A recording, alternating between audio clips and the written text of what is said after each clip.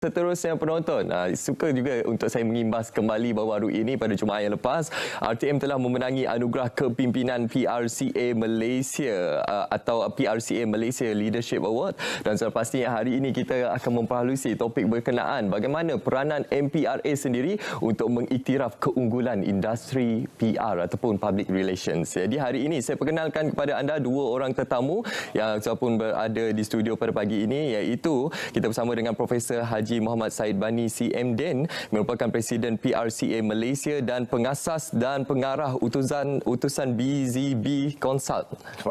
Panjang banyak jawatan Dan juga kita turut bersama dengan Stephanie Brockman yang merupakan Ketua Juri MPRA dan Setiausaha Kehormat PRCA Malaysia. Welcome.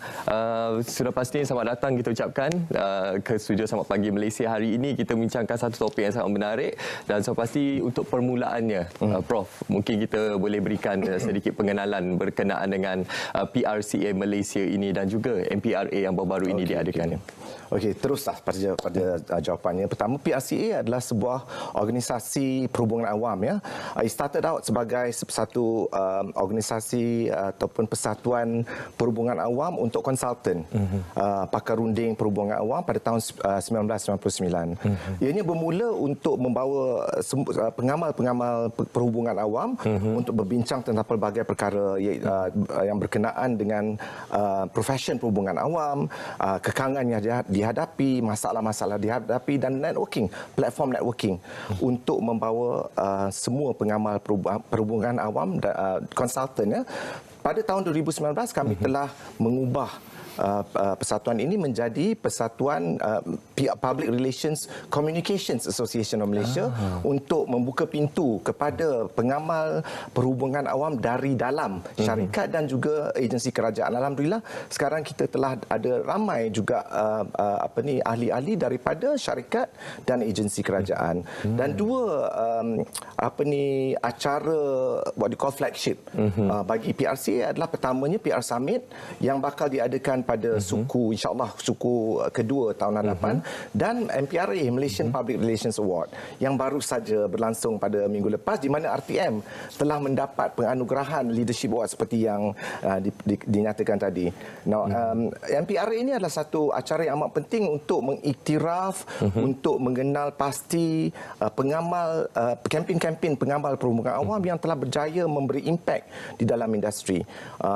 Dan ia telah menjadi satu event ataupun acara anugerah yang top lah untuk industri perhubungan awam ni, dan berjaya mendapat sambutan yang sangat baik. Nanti Stephanie akan berkongsi lebih detail tentang sambutan tu. That's what PRCA is all about, ya. Okey, sudah pastinya bercakap berkenaan sambutan tersebut, penonton, saya sepatutnya bertanyakan soalan dalam bahasa Inggeris, tapi hari ini Puan Stephanie kita menyatakan ingin berbicara dalam bahasa Melayu. Jadi saya juga ingin boleh menyentuh kembali berkenaan sambutan itu tadi selaku Ketua Juri untuk MPRA 2023. Jadi boleh kita kongsikan kepada penonton sambutan penyertaan untuk tahun ini bagaimana? Maaf kerana saya kurang fasih berbahasa Malaysia. Salam sejahtera dan selamat pagi Malaysia.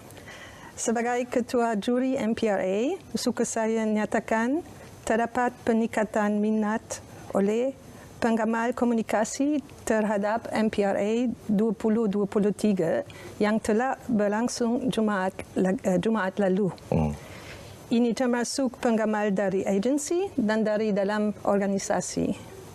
Tahun ini, bilangan entry telah mencapai rekod tertinggi bagi MPRA dengan kualiti yang membanggakan.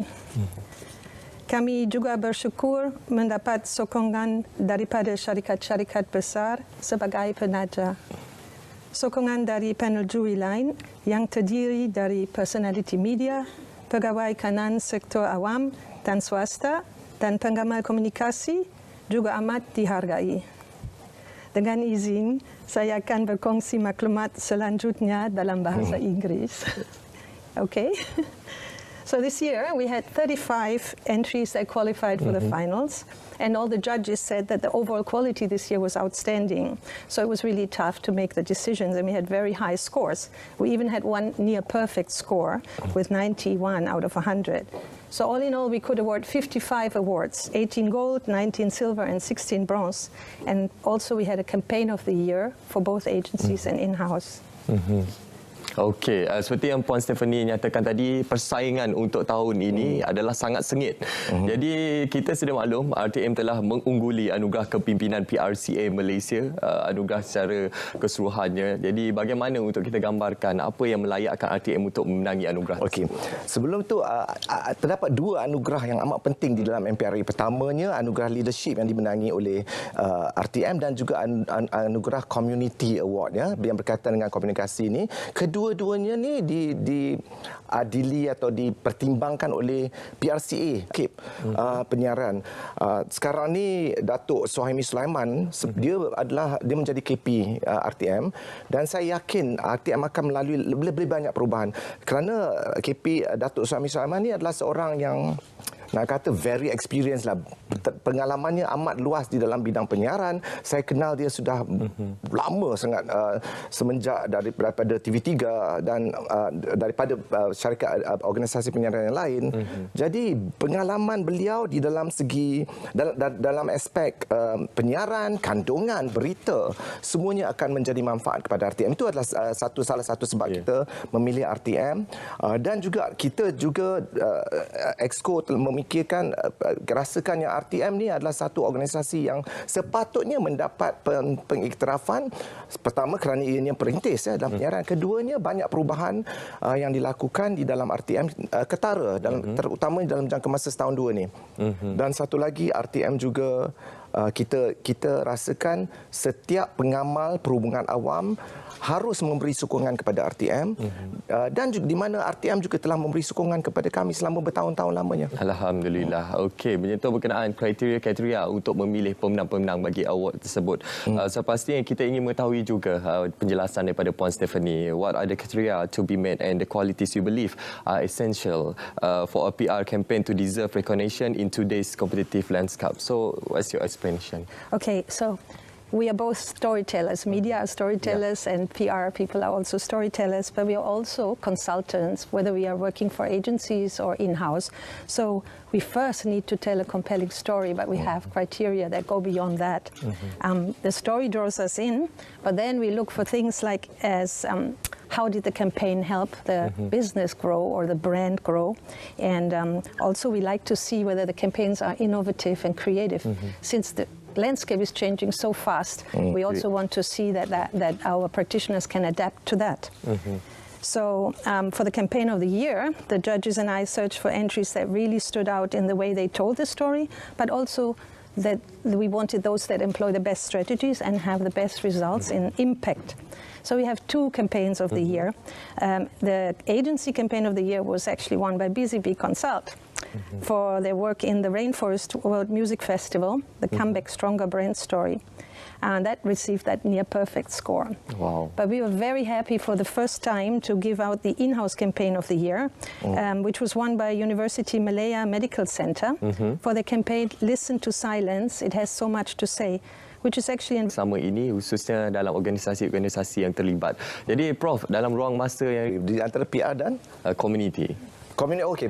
PR adalah satu industri protect jenama tersebut dan terus mengangkat jenama tersebut sama ada dari segi individu, syarikat ataupun produk. So itu adalah tugasan PR, dan kita harus memastikan message-message yang disampaikan tu adalah message yang betul.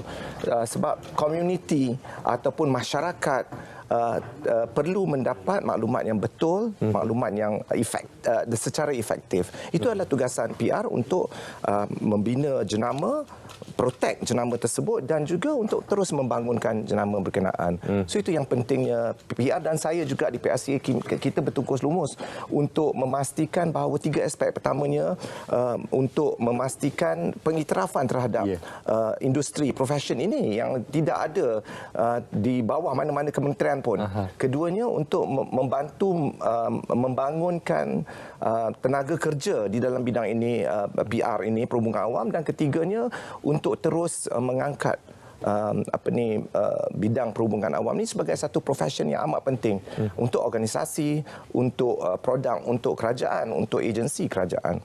Sudah pastinya peranan yang dimainkan itu sangat penting, lagi-lagi dengan pengiktirafan yang diberikan juga dapat meningkatkan lagi ataupun memperkasakan lagi industri PR di Malaysia ini. Jadi ini saja ruangan yang kita ada. Terima kasih kita ucapkan kepada kedua-dua tamu kita, Profesor Muhammad Said Bani SCMDen, Presiden Persatuan Hubungan Awam dan Komunikasi Malaysia, dan juga Puan Stephanie Brockman, Ketua Juri Anugerah Perhubungan Awam Malaysia. Thank you so much Thank you for joining us today.